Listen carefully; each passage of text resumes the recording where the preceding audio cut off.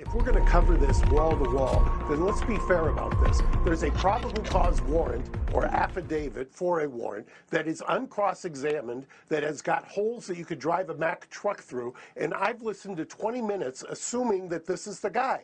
And, you know, there's a reason that in England they have the Contempt of Court Act, because when they bring over tabloidization over here, Fox News and Murdoch and everybody else, at least in England, when the person is accused and is starting the proceedings, they shut down the media.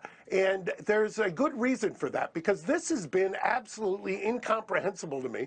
I mean, if you want to know the truth, Chris, the father of the poor woman who's dead had more reserve, had more kind of compassion and understanding of the system than what I'm watching. It's really disturbing.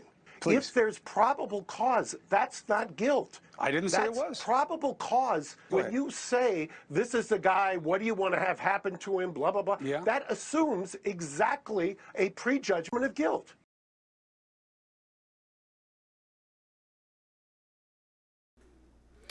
Hi everyone, welcome back to my channel. If you're new here, make sure you like and subscribe and hit the notification bell so you don't miss out on any future uploads. And we have a lot of information to go over tonight, so we're going to get right into it.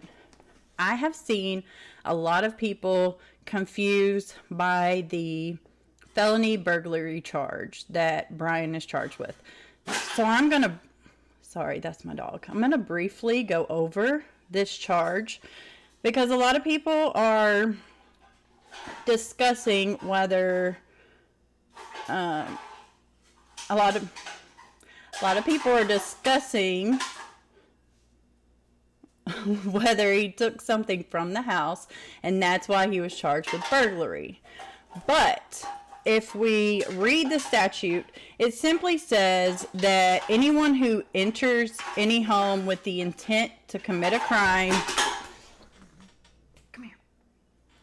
with the intent to commit a crime, is guilty of burglary. Hold on one second. Thank you. Okay, sorry about that. So, he didn't actually have to take anything from the house in order to be charged with this. It's just that they're charging him as entering with the intent to commit a crime. So, he also had a status hearing today. I was going to play the entire hearing for you, but it was very uneventful. Pretty much, it was just a hearing stating whether he was going to waive his right to a speedy trial, which would mean in Idaho that he would go to trial within 6 months. And he did waive his right to a speedy trial, and his attorney asked for his next court date to be in June. So, June 26th, he'll be back in court. And until then, we'll just be waiting. I did promise a house tour for those who were asking for it last week. So I kind of put the affidavit together just so you would have something to go by. Adrian, no, they waived the preliminary hearing because they had to have it within 14 days of his first court appearance, and that was a week ago. So today they waived it in order to get more time to do their investigation. This is from the affidavit. It states, Officer Smith and I entered the King Road residence through the bottom door on the north side of the building. They walked upstairs to the second floor. Officer Smith directed me down the hallway to the west bedroom on the second floor, which I later learned through Xana's driver's license and other personal belongings found in the room was Xana Kernodle's room. Just before this room, there was a bathroom door on the south wall of the hallway. As I approached the room, I could see a body, later identified as Xana's, laying on the floor. She was deceased with wounds which appeared to have been caused by an edged weapon. Also in the room was a male, later identified as her boyfriend, Ethan Chapin. He was also deceased with wounds later determined. The reason why they put later determined in there is because when they come in to the residence, they cannot move the bodies. So if he was laying in a particular way where they couldn't see the wounds, then they're not allowed to move him in order to get a better view of them. So that's why his is later determined. So we're going to go over here. All right. So we have 1122 King Road.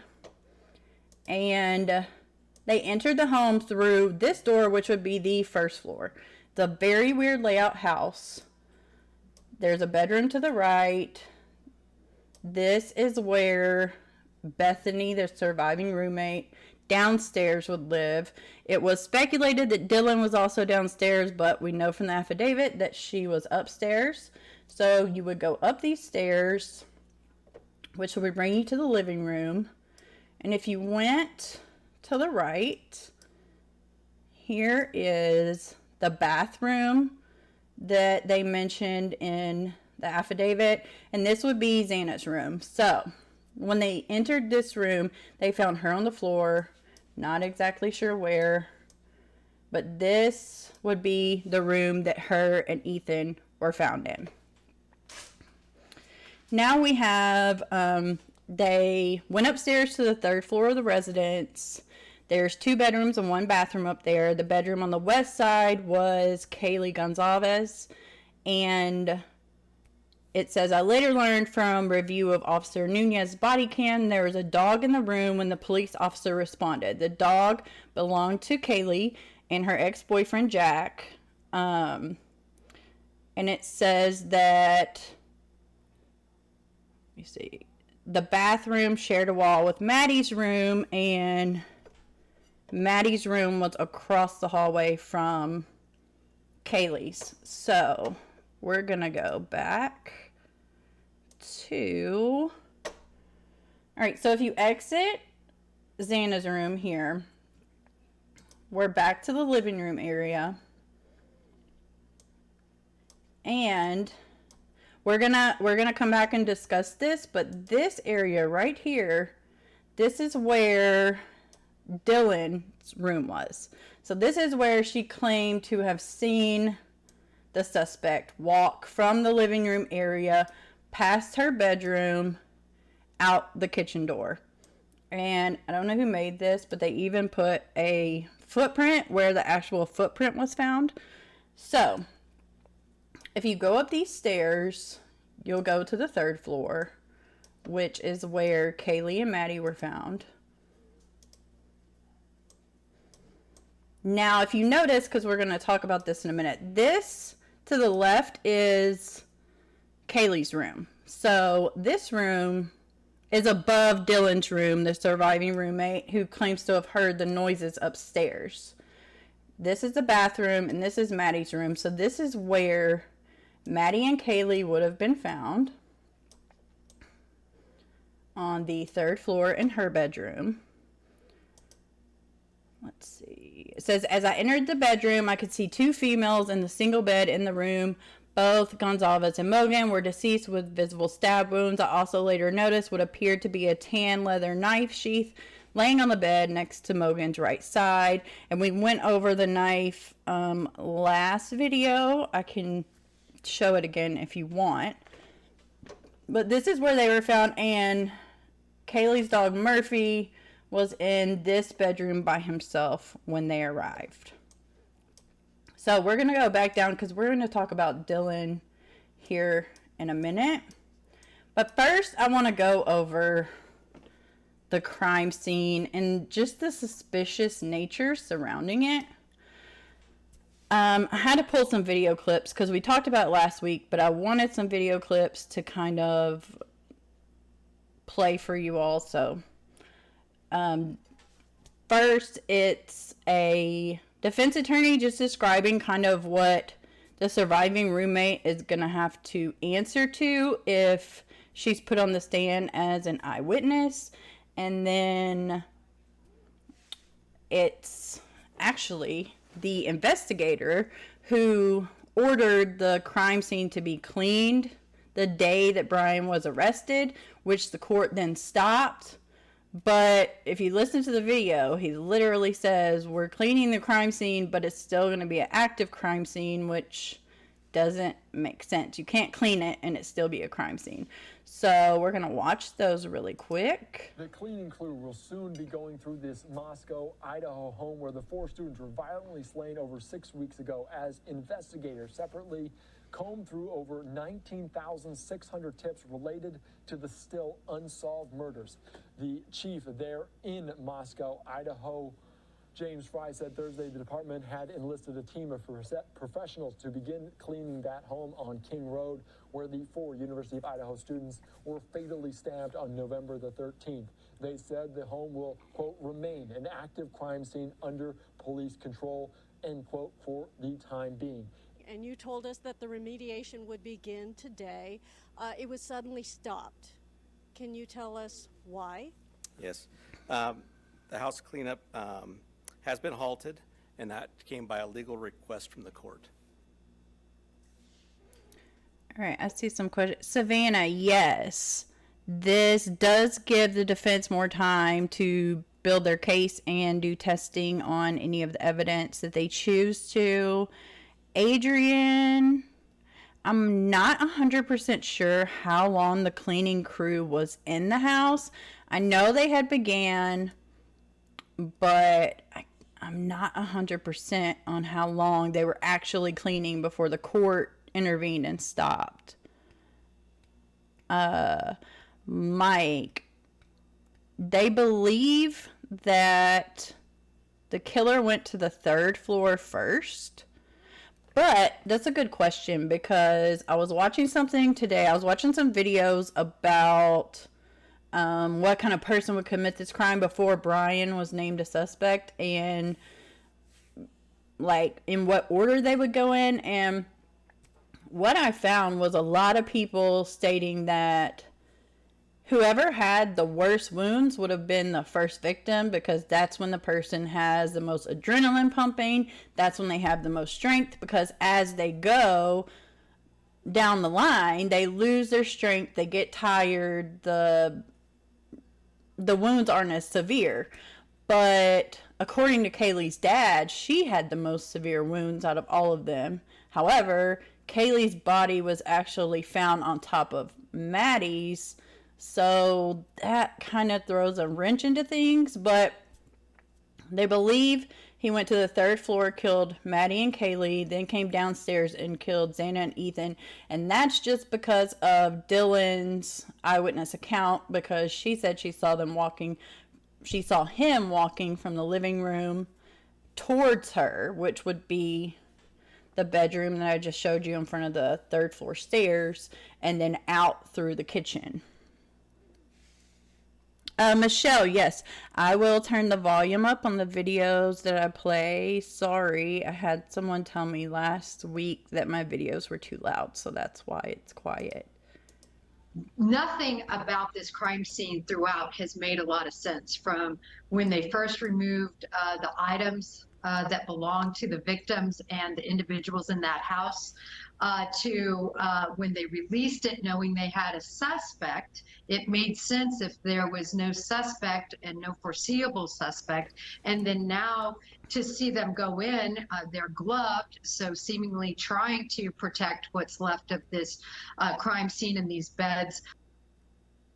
Okay, so I actually was interested in that video because it was an ex-FBI agent that was kind of criticizing how they handled the scene. And she's right. After they decided that they were going to clean the scene and then the court stopped them, later the prosecutors were seen, or the investigators were seen, going into the house with gloves on. So if they were going to clear the scene out, then why are they going back in to collect evidence? Because there were many, many cleaners in there, and for, I don't know exactly how long they were in there, but either way, they've contaminated the entire crime scene. So how they're still collecting evidence, I do not know. Mike, so he walked right past the room to kill the second pair without checking to see if someone was in that room. Yes, so it was said that Xana was possibly awake because she got a DoorDash delivery at 4 a.m. And she was awake downstairs, so they think that maybe the suspect heard her, had to get rid of witnesses, but I'm on the same wavelength as you as far as thinking, because if he was trying to get rid of witnesses and he had already killed Kaylee and Maddie and then went downstairs and killed Xana and Ethan, I would think he would check that other room to make sure no one was in there that could have heard him. So the fact that he just walked past the room is also suspicious to me. Gina, I think a lot of people were in and out of the house in the beginning. Yes, there were a lot of people in and out of the house. It was the quote-unquote party house. But that's kind of where the surviving roommate story gets a little shaky for me. Because there's a lot of people that say, well, she wouldn't have thought anything of it because there was always people in and out of the house. Well, if that were true, then she wouldn't have went into a state of shock when she saw him. I noticed that her testimony didn't include that he was carrying a weapon, didn't include that he had blood on him in any way. So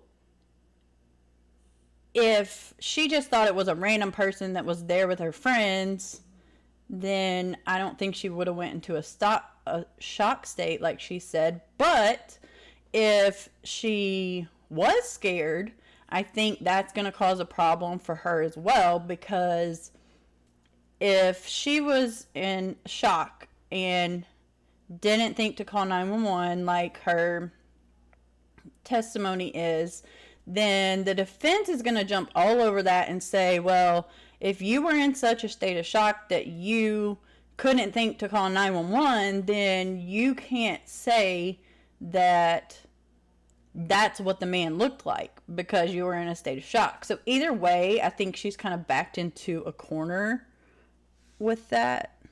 Adrian, a walkthrough of which room? Okay, so this is Dylan's room. Again, this is the direction he would have came from, according to her. And then I'm assuming she had the door cracked a little bit. And she said he walked down this hall where we're standing out the door here. Yes, so I'll take you in. I don't think there's a picture from inside the room with the door open, unfortunately. I think the door closes. Let's see. No. And whoever made this, like, kudos to them because they really did a good job with this. But all we can base it on is that she saw something like this area.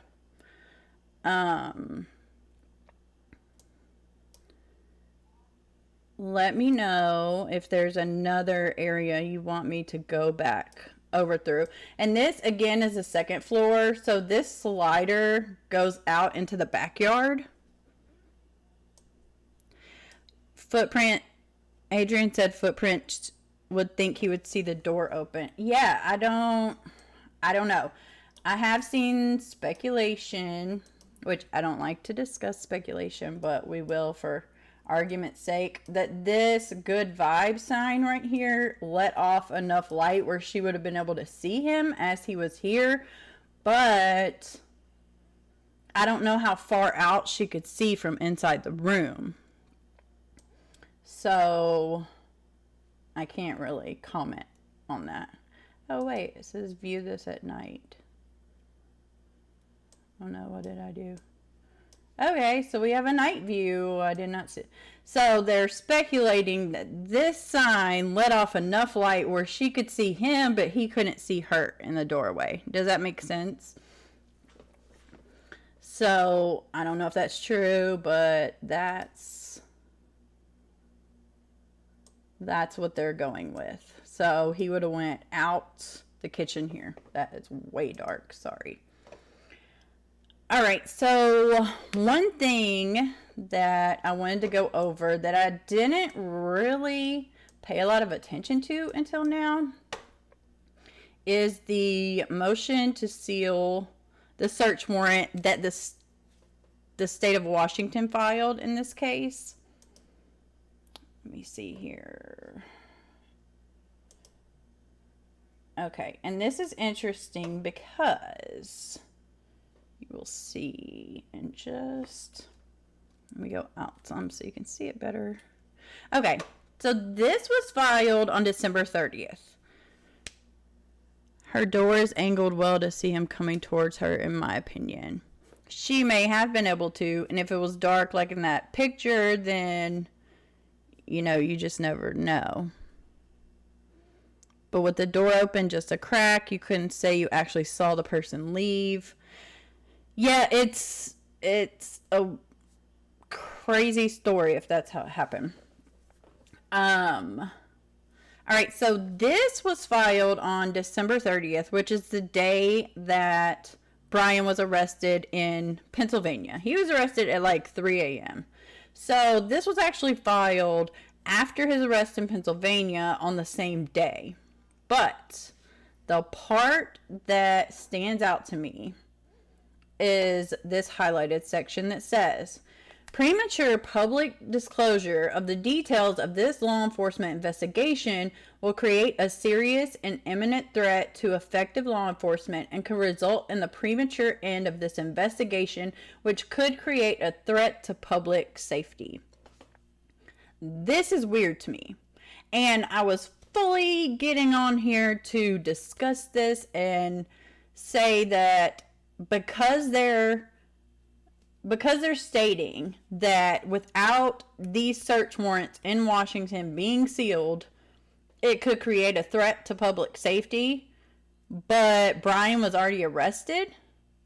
So my theory that I was going to share tonight was that they're investigating a second person, because that wouldn't be in there because he was already arrested. So what's the threat to public safety at this point unless they're investigating additional people or an additional person? Today, Bryan's attorney actually filed a request for discovery. Now, there's been a lot of people back and forth about this one. Let me zoom it out a little bit. But on the second page, and I'll explain to you why this is important in just a second, it states, statements of co-defendant. Any written or recorded statements by a co-defendant and the substance of any relevant oral statement made by a co-defendant, whether before or after arrest, in response to interrogation by any person known to the co-defendant, or which otherwise relevant to the offense charged. Now, there's a lot of people arguing that this is just normal language, copy and pasted, but I actually dug a little deeper with this. I looked at discovery requests that his attorney has filed in other cases, and I also looked up the discovery request in the Lori Vallow case, because that's also in Idaho, and neither, I'm going to say neither, I looked at probably 10. None of them mention co-defendants in them. So this copy and paste thing is irrelevant to me, because I've been in the legal field a long time. I've been drafting motions for a long time, and I've never put anything in a motion that had to do with a co-defendant. And I've also never had a case with a co-defendant involved. So I do not think by any stretch of the imagination that this is just a copy and paste form, because this attorney knows that this is international news at this point. This attorney knows everybody's going to be looking at every single thing filed, because there's a seal on everything right now. So if there is a co-defendant or a person that's also being investigated, we will not know. And I will show you why. All right, this is the motion to seal the documents in Washington. And if we scroll down, it says, it is estimated the investigation in this case will likely be concluded within 2 months from this date. That would have been like March 1st. So you arrested the man this day.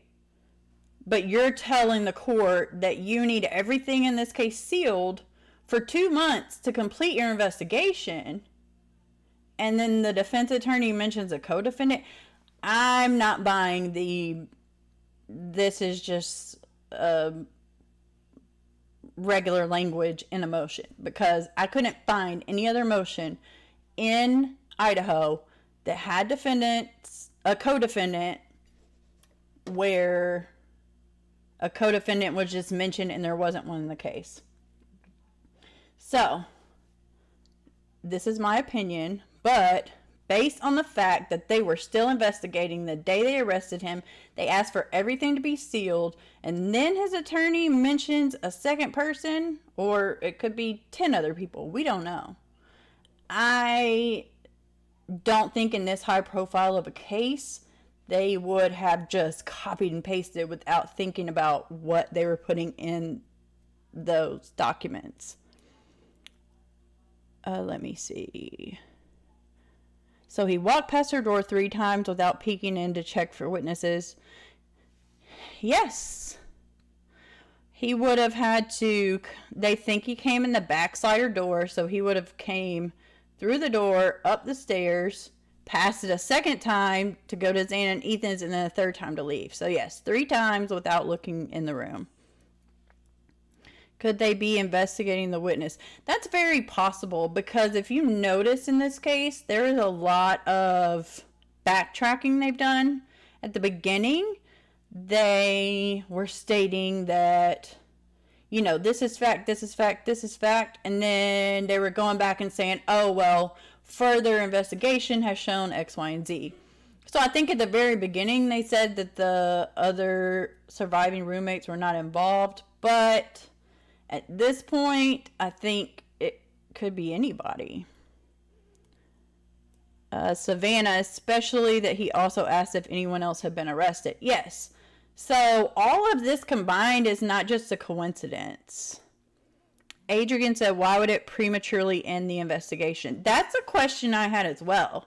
If you have 2 more months to investigate, and you think that these documents being published in the court and being open to public record would hurt your case, why is Bryan Kohberger in jail right now?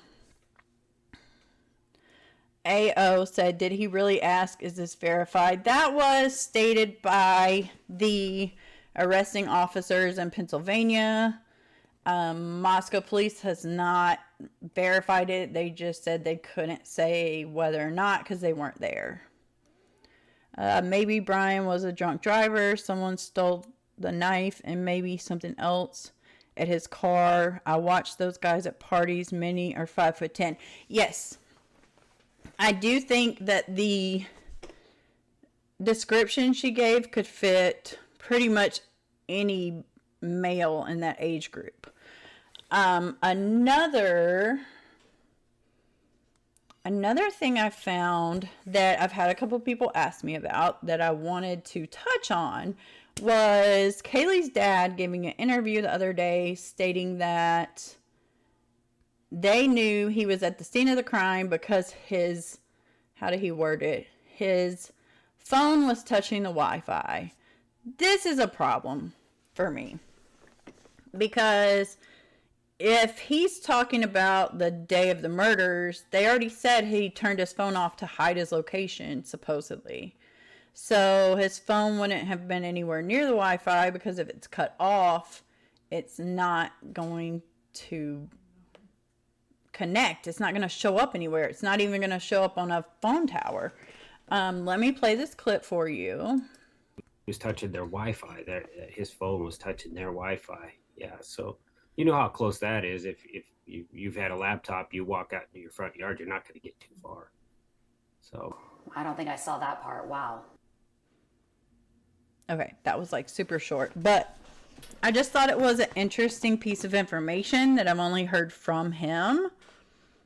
It says, unrelated, small correction to what was said during the last live stream. They didn't specify what kind of mask the person was wearing. I thought they specified ski mask, but I will go back and double check that because I could have misspoken. I wasn't thinking an N95 mask, but I'll go back and double check and I'll let you know. All right, now we have the issues that people have with Dylan not calling 911. Do you think any selling of drugs could be involved? At this point, I think anything could be on the table because this is the weirdest investigation I've ever seen in my life. There just seems to be a lot that's being covered up by the local police. There seems to be very weird statements being made. Let me see if I can. Okay, this is one thing that I wanted to share. I think I have a video. Okay, I have a video of a defense attorney talking about what the roommate would have to deal with on the stand if she's called as a witness by the prosecution. Michelle said, do you think he was just confused by the wordage in the affidavit? What do you mean by that? Joey said they just said mask that covered his nose and mouth. Okay, I could be mistaken on that. If I am, I apologize. I will go back and double check. So, actually just looked it up. Saw a figure clad in black clothing and a mask that covered the mouth and nose. Thank you for looking that up for me. Adrian said, how did she not hear the supposed scream? We are about to discuss something that I missed in the affidavit that has to do with what she heard. I missed it the first time around, but I've been going back through the affidavit all week long, and this stuck out to me. First, I will play the video of the defense attorney just going over what Dylan will be facing if she's called as a witness. Says he was connected to a tower that serves their address. Yes, it says that. But it also says that his phone was cut off in the time surrounding the murders. Which scream? I don't know that I've heard confirmed anywhere that anyone screamed, but we will go over what Dylan stated that was in the affidavit. We'll go over that in just a second. Yeah, there's so much intrigue in this 6 or 8 hours that nobody called anybody. Perhaps there was something that we don't know about yet. Perhaps they were drinking, or not to impugn their integrity, but were they intoxicated on drugs or alcohol or something? That makes a lot more sense than this woman sees this attacker, or at least a stranger, in her house with a mask on, drives or walks by, and she does nothing for the better part of 6 or 8 hours. That makes no sense, and quite honestly, may well be fodder for the defense, because defense attorneys just look for anything to suggest an inexplicable event, and that's reasonable doubt. Okay, Michelle said, I just meant maybe her dad didn't know what that meant. Actually, before he stated that in that interview in the full version, he actually went through the phone pings first and then said, well, he was so close to the house that he touched their Wi-Fi. So it was kind of like two separate things, the way he worded it. Let me go here. Okay. So the first statement in the affidavit says, DM stated she was awoken at approximately 4 a.m. by what she stated sound like Kaylee playing with her dog in one of the upstairs bedrooms, which were located on the 3rd floor. However, a few pages later, it states that suspect vehicle 1, which is Bryan's, can be seen entering the area at approximately 4:04 a.m. So, if she heard stuff going on upstairs and she thought that maybe it was the intruder, he was still driving around at 4:04, but she states it was 4 a.m. So if he was in his car at 4:04, then who was in the house at 4 a.m.? Because it wouldn't have been Bryan. Let me see. 1 second.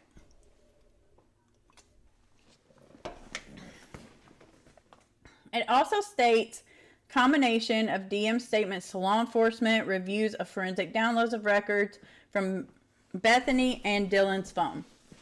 So, I take this to mean that they were texting each other while Dylan was on the second floor and Bethany was on the first floor, because why else would they look through the records on their phone unless there was something there from that night? That's my opinion. Now let's go to the car. I had someone send me in this information today, and the more I look at it, the more it does not make sense to me. So the top two, here, let me make that where you can see it better. So the top two cars here are going to be the photos the police put out. Yes, Adrian, I just took the 2 pages that didn't make sense together and extracted them from the affidavit, so they were not in order. So the top 2 photos are what the police released. They were looking for a 2011 to 2013 Elantra. The video footage is in the left bottom corner, and Bryan actually had a 2015 Elantra. So you're probably wondering, why is this important? Well, the 2015 Elantra compared to the 2011 to 2013, as you can see in the picture, the fog lights are different, the grille is different, and the bumper is shaped differently. And it was the same investigator who looked at the surveillance video of both cars. So he made a decision that it was 11 to 13, and then when they saw Bryan's car on the video, they decided it was a 15. But in my opinion, the car in the video footage, the back of it is too short to be an Elantra. The back of it looks like a hatchback to me. The front of it looks longer, and this is my opinion. This is not anything but my opinion. And to me, it looks like a Ford Focus hatchback, to be honest with you. The back window looks the same. The tail light looks the same. I just don't think that's the same car. And I'm not buying the whole we had the year wrong when there was such big differences between the Elantras. Adrian said it looks like it has a spoiler. Yeah, it could. It very well could. So I think that's suspicious that they literally changed their opinion on the car to match Bryan's car, basically. Window looks like a Honda. A Genesis, I haven't seen that. Savannah, the 2010 to 2013 is the same body style. The 2014 to 2016, I believe, is the newer body style. Where'd it go? Yeah, so the car on the right was the one that they said they were looking for. The car on the left was Bryan's, and there's pretty distinct differences. Gina said it's hard to tell when the car is moving. It is, but I think the biggest thing for me is the back of the car is a very, very, very short. That footage is from the video at the gas station that was found. They haven't released the footage. They've only released that still photo of it. So that's really all we have to go on as far as the car is concerned.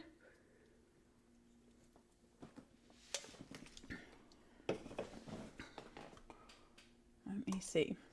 But I just wanted to hop. Yeah, there's a gas station. The lady who worked there took her free time to look through the video herself, and that's when she saw the car, and then they took that video and said that this is the car they're looking for, and then they saw Bryan on a video near the school, and they changed what car they were looking for, or what year. I'll have to double check if they included that in the affidavit. I do know that it was confirmed in a press conference that that video was how they found Bryan's car.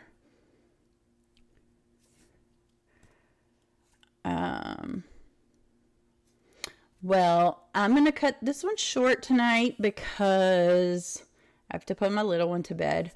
But I would like to hear your opinions on anything. If you have any questions afterwards, leave them in the comments. I try to respond to every single comment. Thank you for everyone that was watching tonight. I hope I gave you a little something to think about, because things in this case just aren't adding up and they're too weird to be coincidences. Mike said that's one of the most popular car models on college campuses. Yeah, probably. But I will be back. Hopefully March 1st, the seal will be no longer in place and we'll have more evidence to discuss. But I will be back with another regular video, not a live, next week. Thank you for all being here. Again, if you have any further